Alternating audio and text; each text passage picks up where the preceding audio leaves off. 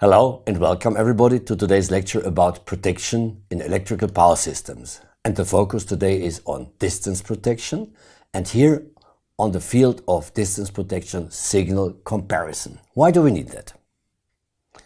As you can remember, in a normal distance protection grading scheme, we have different steps or zones as they are called, which act with different tripping times. And due to the uncertainty of the accuracy of the measurement at the end of the line, we must raise the tripping time for faults at the end of the line or behind it to a higher value than the very quick immediate trip, which is say 100 milliseconds. So if we have a fault at the beginning, at the middle of the line, this will be tripped in quick time, but if there's a fault at the end of the line, it is in raise time, but it is still selective. And if a fault is behind the next bus bar, so in the next section, then the relay B, in this case green, will pick up and trip. If you look now at the overall picture for the tripping times, we see that in the first 85% of this line we have a quick trip, and in the remaining 15% we have a retarded trip. And if you keep in mind that distance protection has normally two ends, we have the same picture for the opposite relay.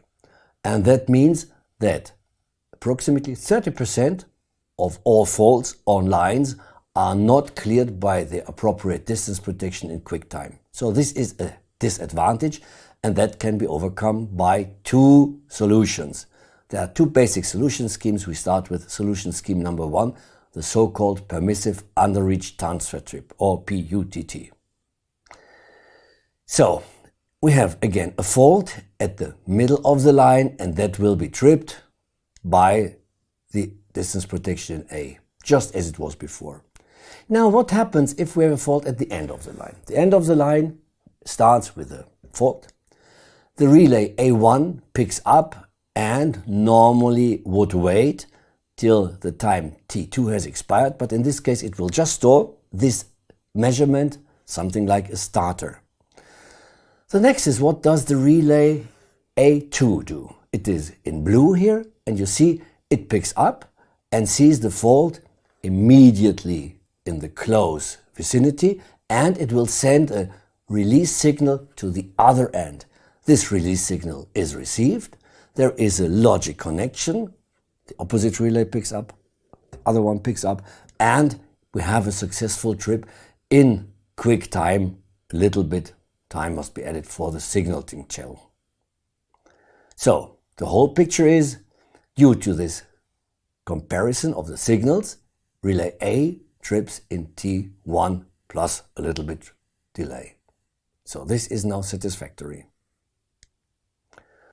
Now, according to the philosophy of checking the effectiveness of protection schemes, we also have to look at a fault further downstream on the next section that is a fault behind the green bus bar. In this case, relay A1 will detect this fault in zone Z2 and will keep this in mind.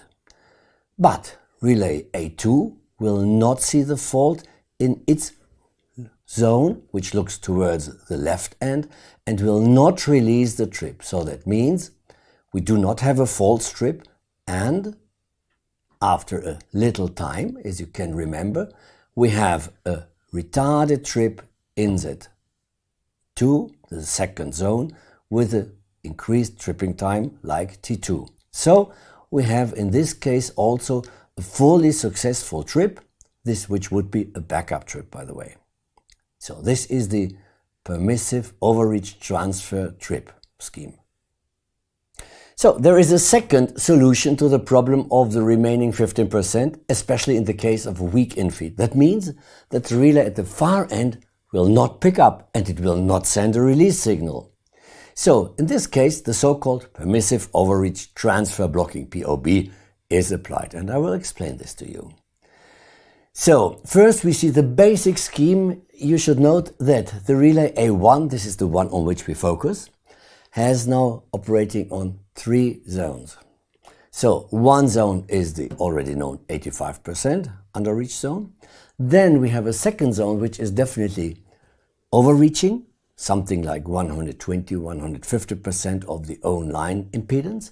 And there is a third zone which later on will act as a backup stage.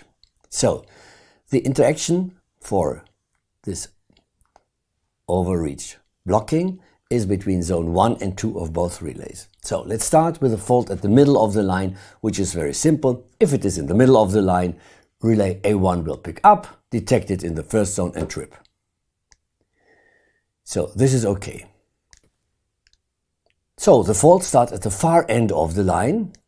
It causes relay A1 to see the fault point within the extended zone, this overreaching zone. And it also will act something with the relay A2, the relay at the far end. This relay has to answer one question. Is the fault towards relay A1 or is it in the reverse direction? In this case, it will not detect a fault in the reverse direction. It will not initiate a blocking signal. And this no blocking signal is inverted by means of an inverter, put through an AND stage. And now, with a short time delay, it will generate, after this time delay has elapsed, a trip command. So, in total, we have reached a trip in a very quick time, even for faults at the far end of the line. So now let's check what happens if we have a fault further downstream at the next section, which should not be tripped in quick time. So, we have a fault. This fault will cause a signal like A1 sees this fault in the extended overreaching zone. And now again the question is towards relay A2.